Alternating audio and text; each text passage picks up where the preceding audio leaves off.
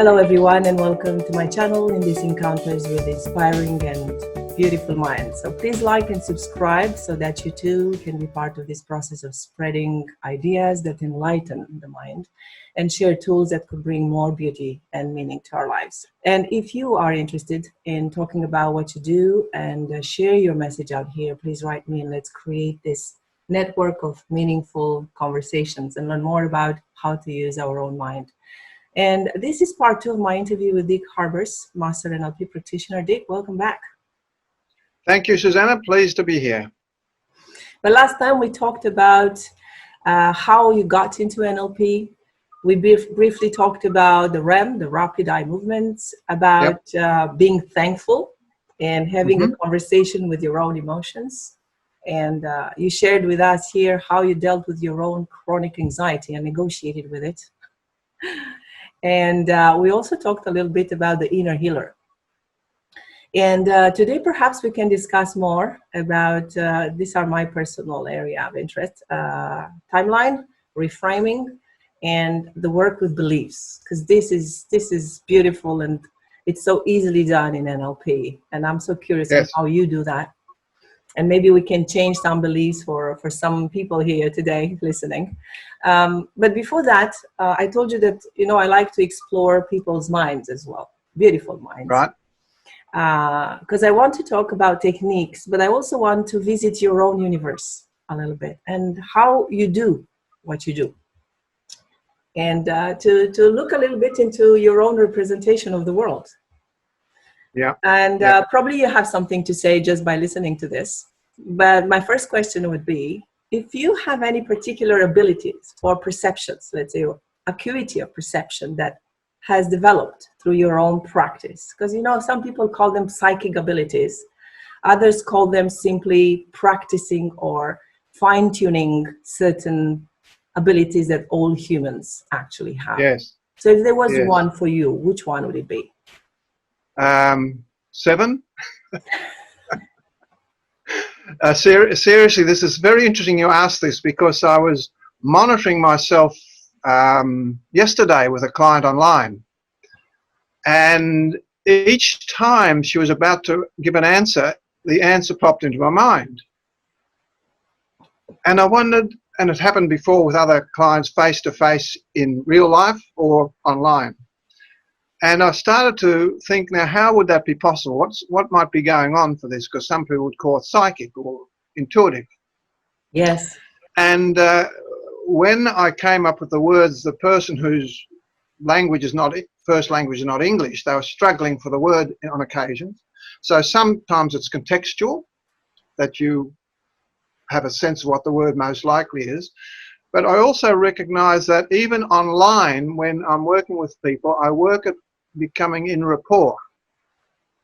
So when you are in rapport, at a subconscious level, there are messages traveling to and forth to each person, from each person. Yes. That then come through as little thoughts in your mind.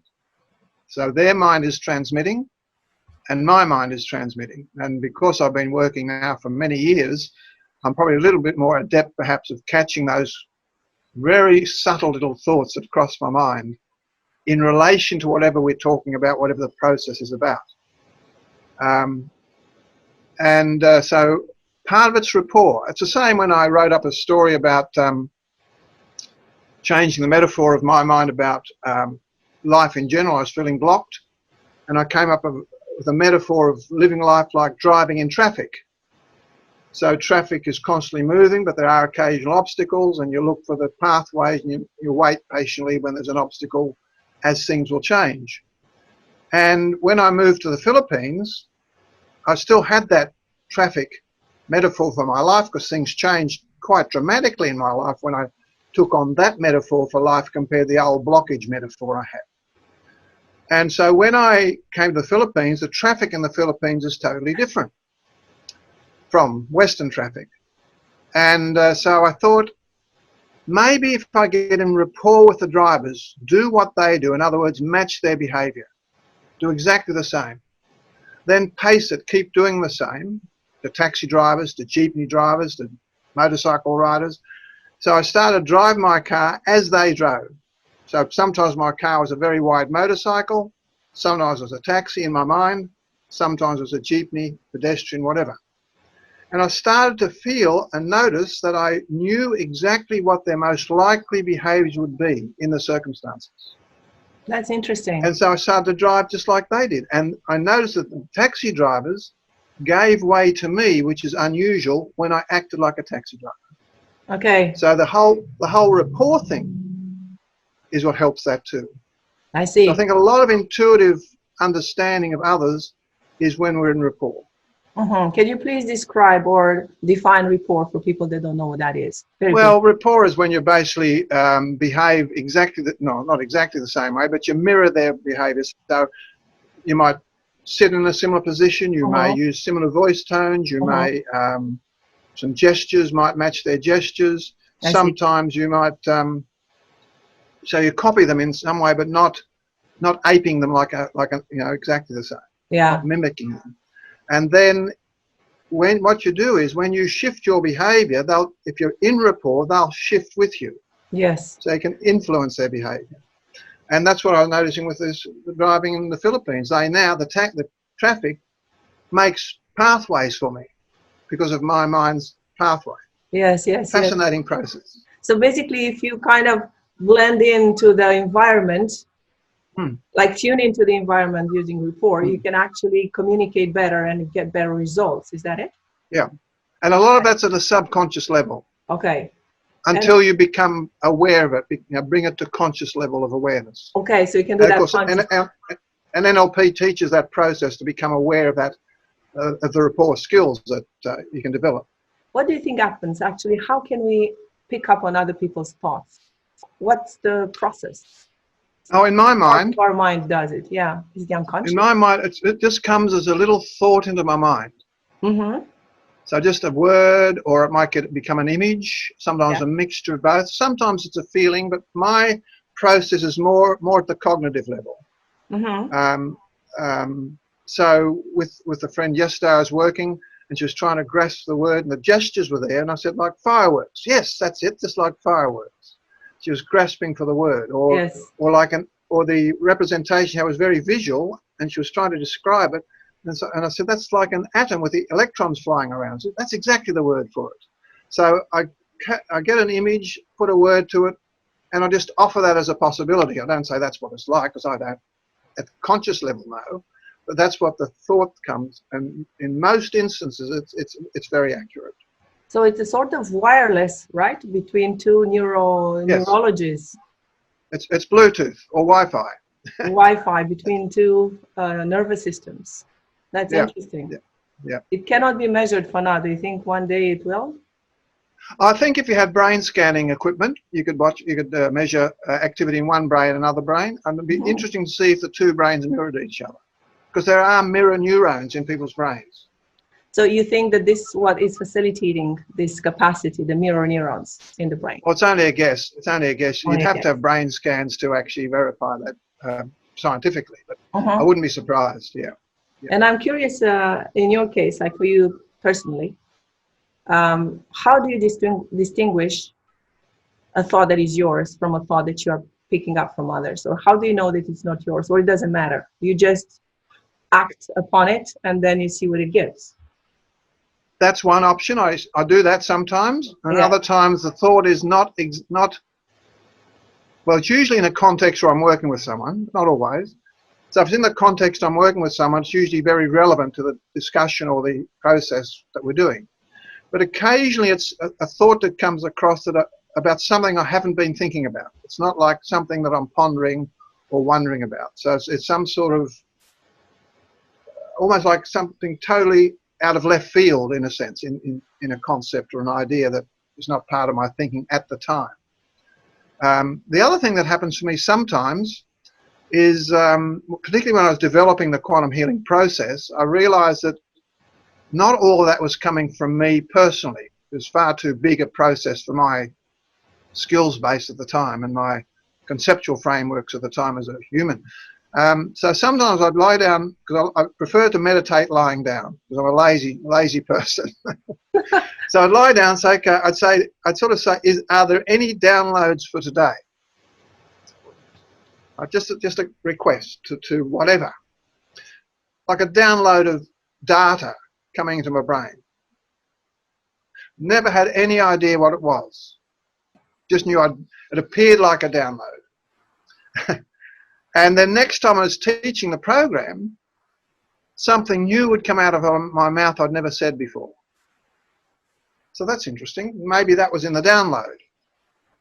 Now, that might all sound very fanciful.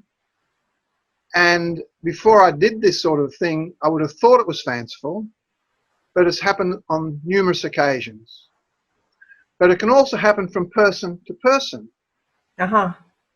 In one post that I wrote up, I was working through some money management issues. I just finished my Master Training Practitioner program, and a fellow student invited me to his house in the beautiful Blue Mountains west of Sydney for a relaxing weekend, and we had some informal time talking about our skills we just developed and learned in the program. And I found out he was an accountant by career. So I thought, I said to him, well, I'm not very good at managing my money, so I guess you're pretty good at that. He said, yeah, that's my training. I said, well, I guess you have some sort of representation in your brain or in your mind, in your thoughts, of your package of accountancy skills, however you represent that. He said, yes, I have. It's a golden egg, beautiful golden egg. And it's about the size of a chicken's egg. I said, oh. He said, look, if I put it here in front of me, you can see it, which I did in here, of course. I said, well, I'm just wondering, I don't want to steal it, but could I make a copy, or could you make a copy to send to me? The duplicate. He said, certainly. And another chicken's egg, golden, pure gold, chicken-sized egg, emerged out of that egg and went into my brain. Now, I had no idea of all the content, except it was accountancy skills. And it was there for years, 3 or 4 years, when finally I got to the stage where I actually needed to work with tax departments and all that sort of thing. And suddenly, out of I don't know where, a program for my computer appeared that was exactly the right money management program that I needed. That's interesting. Yeah. You know, it's not like I went seeking it out. I was lent a computer with a box of CDs of programs, and there it was. So basically, sometimes, even if we don't know exactly what skills we might need to accomplish certain tasks, we can just lay down like Dick does and ask for a download and just be surprised at what could come up in the process. Yeah. Do you think we need to trust that, or what would make this experience like successful? Well, I've learned to trust it. Part of that comes from the actual Master Practitioner training, because I did teach us some of that as part of a rapport process. It also comes from the other thing I learned even before then. Sometimes when I was confused, particularly when I was going through my religious belief update process, and I was a bit confused about the many mixed messages there can be in certain religious teachings from all sorts of ways. And sometimes I'm simply saying, now, what would Jesus say in this situation? Now, in that, an answer would come immediately. It's not like I had said a prayer and asked Jesus to tell me. I just said, what would Jesus say in this situation? In a sense, invoking a resource of the Jesus statements or the Jesus thought processes, if you like. I did this the other day with your and my friend Laura Spicer, when I was doing some specific work with a person with internal dialogue issues. And I said to myself, what would Laura Spicer say to this person? Now, whether she would say exactly what I said doesn't matter, because what I said would have followed her general principles of how she would work in that situation. Now, I'm yet to receive feedback from Laura, but I did give her the information that I did that process and attributed her skills to some degree to that work. So we can access other people as resources simply by thinking, what would they say in this situation? And notice what comes. Notice what comes, absolutely. So, but let's define, can you please define what is trust to you? What is? Trust. Trust. Just a knowing it's right. And how do we know it's right? feeling. How do you know it's right? Well, I never really explored that. It's a sense of, it's a feeling like there's no anxiety, there's no objections is probably the better way. It's like there's nothing that says, no, this isn't right, something's wrong.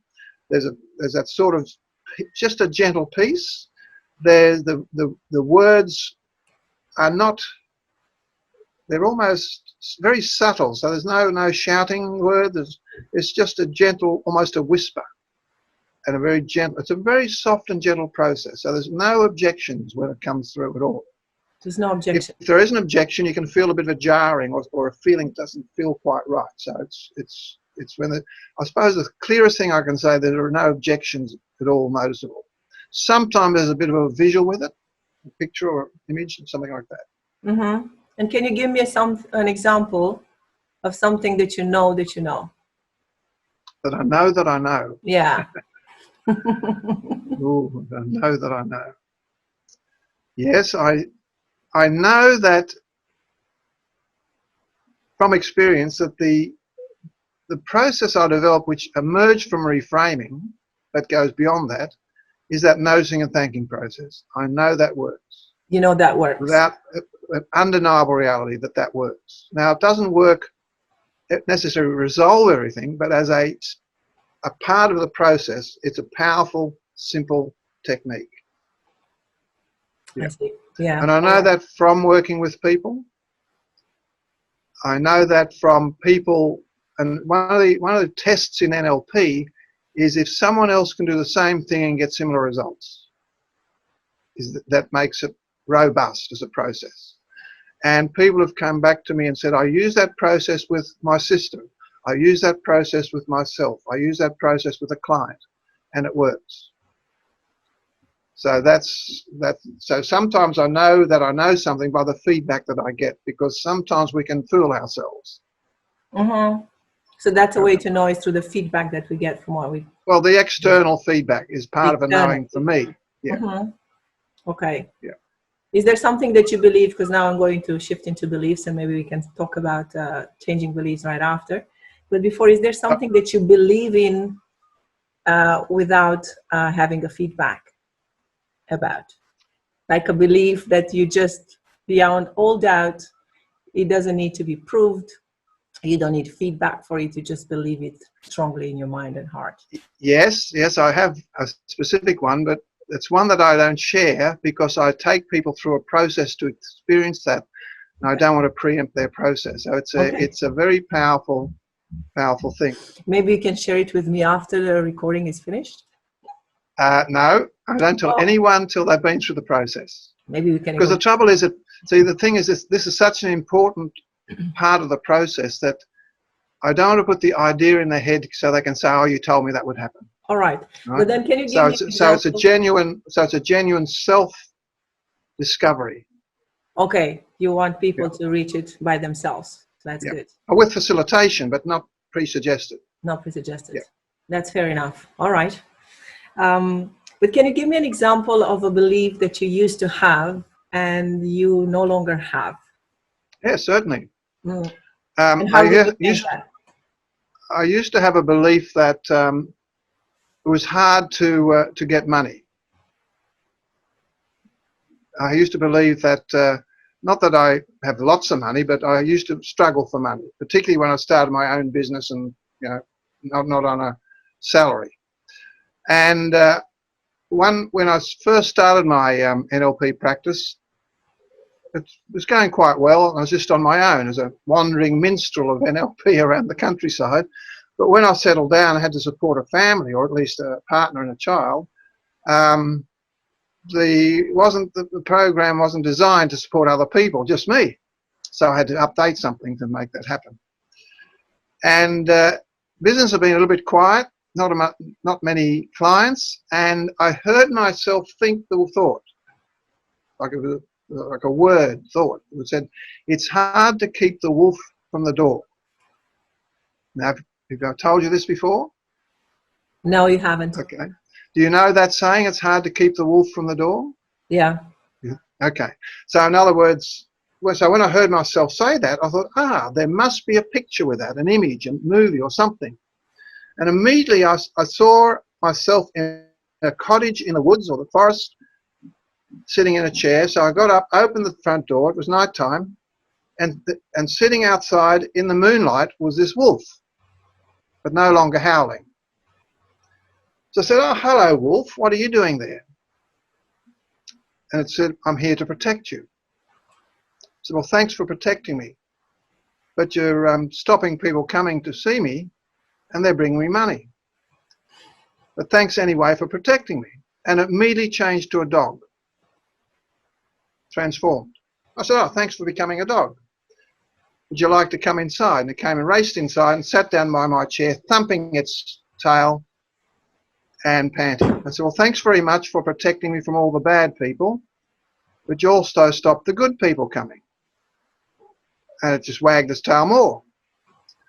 So I said, "Well, I know you didn't intentionally mean to stop the good people coming, but because you did, could you do anything to fix that? Could you somehow enable more money to flow?" And it raced out the door, yipping away happily, and within 3 minutes I had a phone call with a new client. Now, whether that person would have called anyway, who knows? But from that moment on, the trickle of clients was sufficient for the needs that we had at the time. And I noticed the next meditation evening where people came and the attendance was by donation. When people handed me money, the thought went through my mind, money finds its way into my pocket. So from money blockage to money flow just happened like that. Now, that's not the only way to update a belief. That was a metaphor up changes rather than a belief update. But for me, the updates are often a discussion with what I notice inside. And I'm very good at having discussions with myself. That's one thing that I realized since we spoke last. And some of my posts that I post show those discussions I go through with my own inner processes. Yeah. But how do we get to a belief? Because it's not always obvious. Like for people that are not working with NLP much and they don't have this habit of looking inside, you know, they are, belief are so, a belief it's a truth for the person that owns it. So you don't question it, you don't see it because you are it. It's like a bubble as big as you. So how do we get into noticing the belief? How do you do that with your clients, for instance? Well, for me, I listen to the words, and I teach people in my programs how to recognize beliefs. So it's in the wording, and it's a statement they make about themselves, which we know as independent observers of them is not actually true, but they believe it to be true, right? So they might say, "Oh, I'm not worthy," is a belief. It's a self-belief. Or "I'm not very good," or "I'm not good enough." Now, that's inherently not true about anybody, although we can believe it to be true, and it can be limiting our possibilities. So I suggest to people that, well, that's actually a belief. And I say, no, it's true. Now, when they start defending their belief, it's a belief. That's a belief, right? So then I just say, well, let's pretend it's a belief and we'll do a little process and let's see what happens. Right? Now, for me, when I do a belief update process, it's got several stages to it, but the first thing I'll get them to do is imagine they're at a movie. Imagine we're in a cinema. We're in a cinema. Okay, and we're sitting in some chairs looking at a big screen. And then I invite on the screen to come the words of their belief in whatever way those words represent the strength of their belief. And if it's a strong belief, typically the words come up in capital letters, block letters. "I'm not good enough," or "I can't do this," or "it's really hard to do X, Y, Z." Whatever it is, doesn't matter. Now, with NLP, we have a concept of positive intent.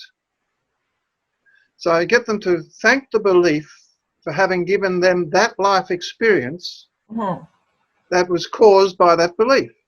That's its job, to give them that life experience. And a number of things can then happen. Sometimes it just just pulses. Sometimes it diminishes. Sometimes it drops away. Sometimes it just sits there. Nothing happens. So then I thank it for just being a really strong belief and staying there. And then it might change. But usually what happens over a couple of times, and sometimes immediately, it's just either drops down or disappears, and a blank screen is left. Now, before we get to that, usually they've done a fair bit of other work with me, but not always. And then I say, okay, now that we've got a blank screen, we thank the blank screen for being there for us, and then invite their unconscious mind to bring up a new belief they're now ready for, having experienced the reality of the old belief, having learnt about or what that's like, and allow the new belief to come forward that they're now ready for. And up comes quite a generic update usually. Like, oh, I can do many things that I don't even know yet, or, well, I'm really good at many things and I'm still learning other things. Something like that, a much more generic and often what I call a process belief as opposed to a status belief. A status belief is where we say we're not good at something, like this is our status. Whereas a process belief basically shows that things are in process on a growth journey. Not always, sometimes they're a new status belief, it doesn't matter, but whatever the belief update is, we thank that. So it's on the screen. Then we invite the belief, when it's ready, to come straight into their brain, into their internal dialogue, update their internal dialogue. Invite it to go through their body to any places where the old belief had been locked in their body, and to go into all those places so the new belief takes up residence. And if necessary, then to go off down the timelines, down the past to update any past stuff, and down the future to be ready for them when they get there. Right? So that's basically the basic steps of that process. Now, if people haven't done the timeline work, I might just infer that, presuppose that. But most people have done the timeline work before we get to that stage. I see. Okay. Can we talk a little bit about that then, the timeline? Just briefly explain what it is and how it's used and how do you use it in your process. Yep. Well, NLP discovered that time is coded by the brain, usually by a memory is coded not only by the actual content, but also by the location.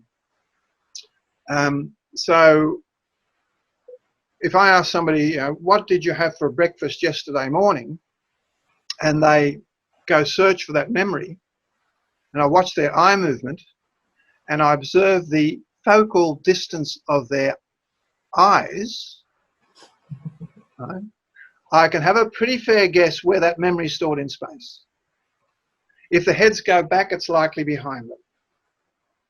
Sometimes it's over there, sometimes it's over there, it doesn't matter. So I go through a process of saying, okay, yesterday morning. Then I might say, think of something you did a week ago. So we go a week ago, then a month ago, then 3 months, then 6 months.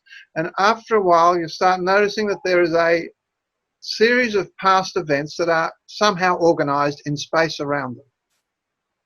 Now, they can be organized chaotically for some people, or they can be organized nice and sequentially for other people.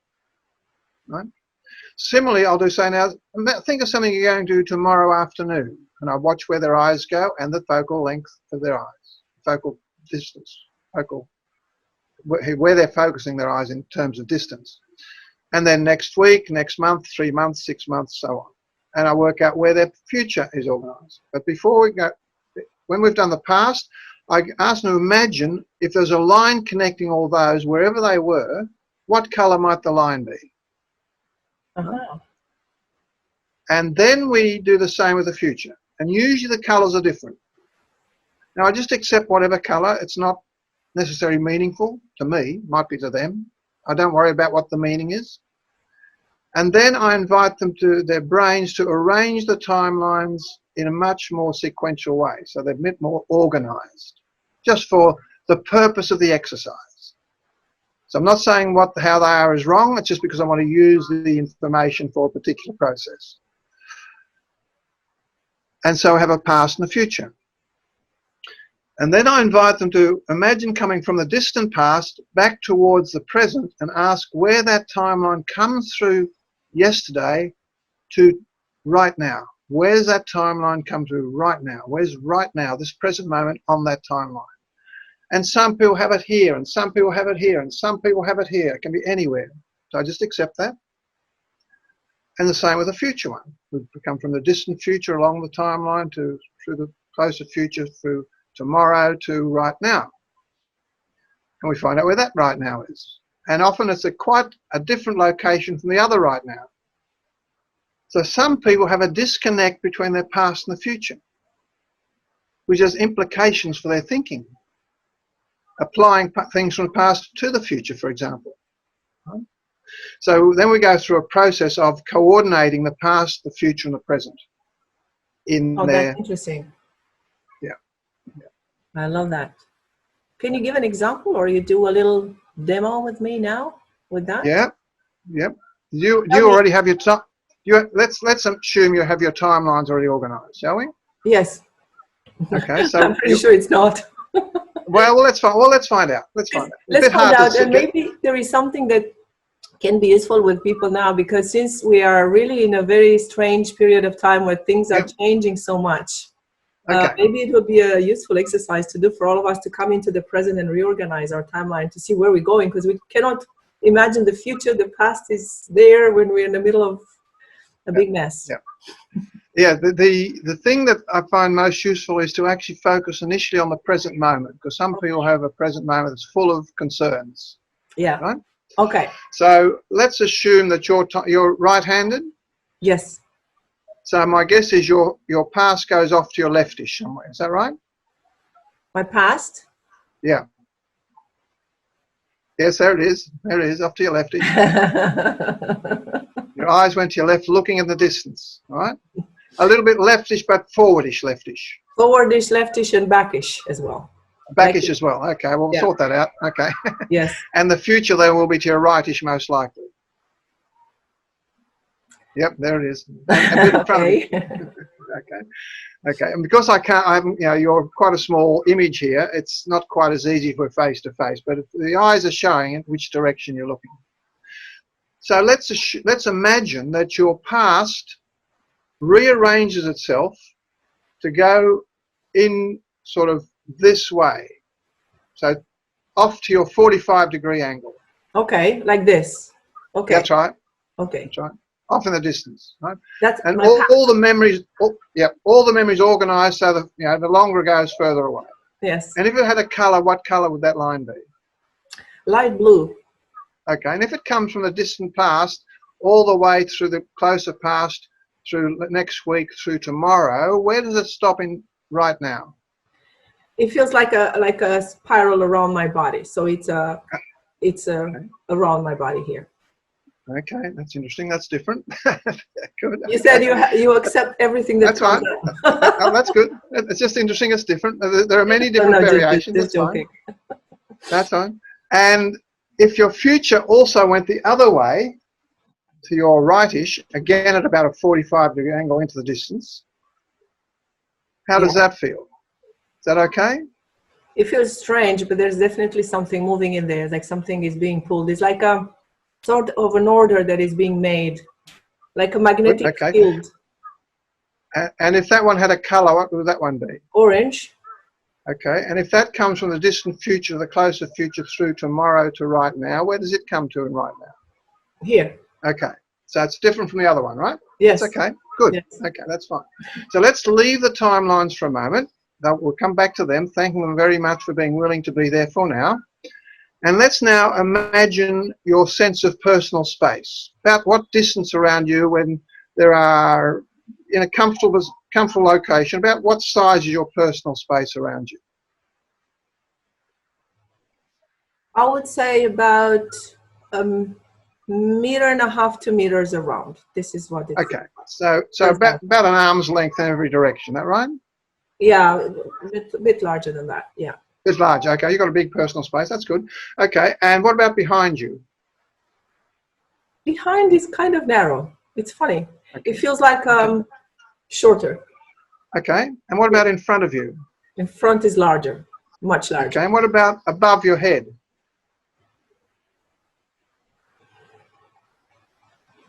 It's very high.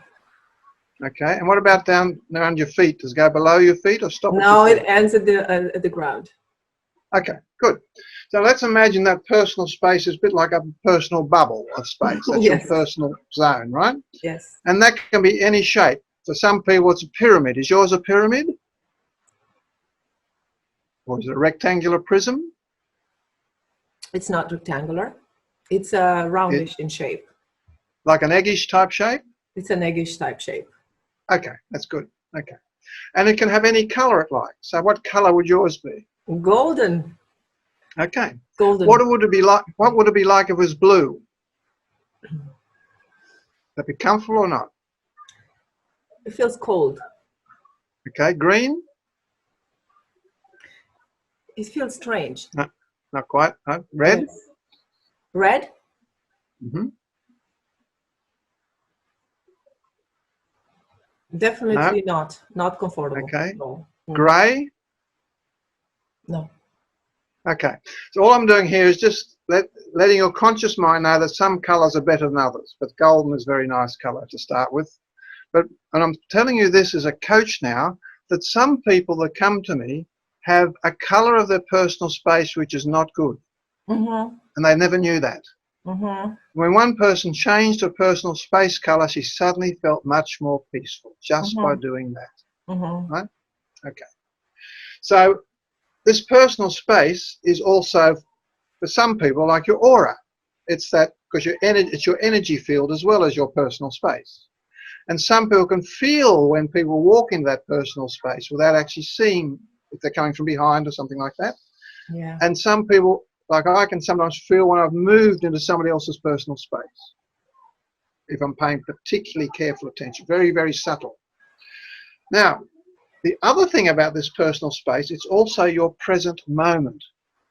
It's a bubble of space that you live in now. Right? So you're living in a bubble of space called the present moment. That's the same as your aura in space, generally speaking, and it's your now space. So if we were to take this future timeline, which ended up, where did your future timeline end up when it came into your body? Remember that? Where it was now on your future timeline? I think it was on your shoulder, from memory. It was here. Oh, that's right there. On the neck. That's right. So just take it very gently from your neck and move it to the edge of the bubble. Connect it to the bubble. Anywhere. Just on somewhere in that. So the future is connected to your present moment. Oh wow, that's nice. Okay. I would take more time, but we need to talk. It reached the top of the head. It's like the whole energy moving up, and it's ticklish everywhere.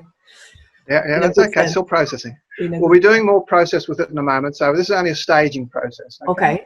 In a similar way, your past was swirling around. When it came from the past to the present was around here. Remember? Yes.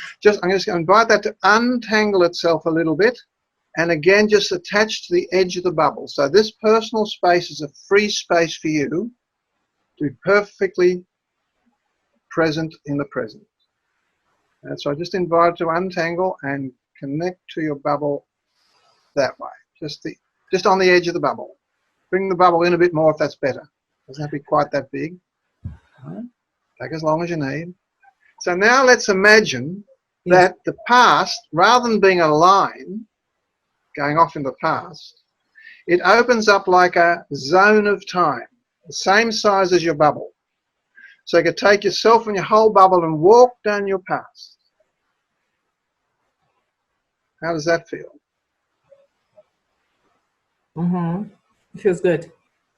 Feels good? It feels safe, yeah. And to know that you can always go and it's open. Yeah. Yep. Nice and accessible. Accessible, yes. And doesn't crowd you, right?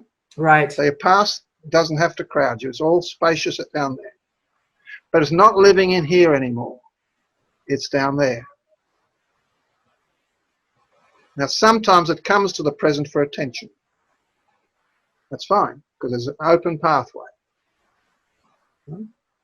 In a similar way, imagine your future timeline opening up like a huge tunnel of time as well. The same nice big open space connected to your present moment. So you could walk down your future as well in the bubble, safely in your present moment. Personal space. Take as long as you need to allow the future to open up. And all the future possibilities have plenty of room to be there. Plenty of space for the construction of the future possibilities. Just take as long as you need. Thanking the future We're opening up to whatever degree it's willing and able at this stage. The question I have for you now is, before when we moved your timelines from where they were, it felt a bit strange. How do they feel now that we've made them nice and big and connected with your present moment? That's enhanced timeline work.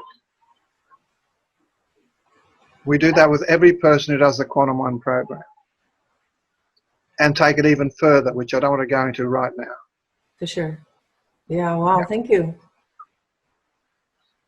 Thank you. And then when you do the belief updates that we talked about before, they can go whizzing down the timelines because they're so accessible. So we don't do belief updates generally toward the timelines. Because sometimes you have to update some stuff from the past, sometimes you need to have the new updates ready in the future when you arrive there. So if you want to change a belief, and if you have a new belief that you'd like to integrate, you take it and you put it there in your... Well, you take it into your body first, so it's fully integrated here, and also have it in your future ready for you when you get there. Yeah, but I would like to ask you one last question, which is at a personal level. What do you think you're here for, Dick? I recognize that I was, for want of a better word, a channel or an instrument for this quantum healing information. Mm-hmm. And when the structure of this program became fairly obvious, I thought I had to give it a name. So I came up with the name Quantum Healing. And somebody asked me the other day, is that related to the Deepak Chopra book of Quantum Healing? And I said, interesting you ask, because I came up with a name 2 weeks before his book was published in Australia. Which meant I felt it felt valid to me. I keep the name and let him have his book. And then, so it's like, it's not just coming from me. I've said that before. And then I did the work for about 16, 17 years as a clinical practice and workshops and seminars. And then for personal reasons, and it's very intense because you have to run the business and it's all, and it got to burnout stage, so I took a sabbatical for 15 years. Went into hibernation.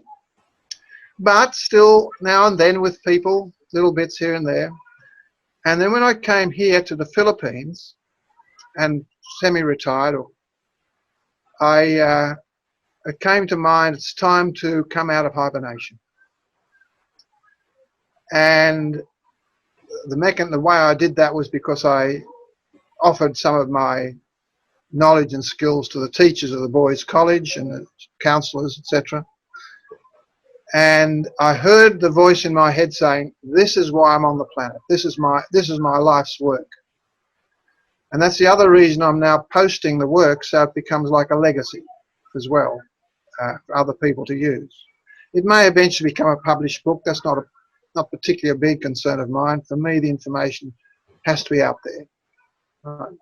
And I've already done 17 chapters effectively by all the posts I've written. So, and it's one of those books that just writes itself. Partly from historical experiences, partly from current work I'm doing. So I see the Quantum Healing Program as my life's work, and this time of my life is to share it as broadly as possible. You're part of that, yeah. as is the band, the McKenna group, because the people who come there, some of them have honoured me by coming and doing some work with me, learning more from me, letting me coach them or do maybe some private work if they want to do that. And I'm finding it absolutely fascinating. Yes, it is. It's amazing how much we are all connected, isn't it? Absolutely. And absolutely. beautiful. And when you do the last, in the Quantum Healing Program, when you do the very last process, the connections become self-evident. I can't wait to hear more about that. So now I have another reason to put all these things together so we can talk about it here, because I'm very curious. Very curious. We'll need to put you through the program first. To get it fully. Well, I think it would be useful for you, and I'm quite willing to do that for you. Oh, that's nice. It's 4 one-hour programs. Usually a week apart is the best timing. All right? All right. Very, very curious about that. Thank you. So I will have an insider view. Yeah, absolutely. Because it's an experiential thing more than an intellectual thing. I love that. Yeah. I mean, you know yourself, you can talk about something, but until people go through some experience, it's just head stuff. Yeah. That's what I love about NLP. That is not just, let's change belief and positive thinking. It has nothing to do with positive thinking. No.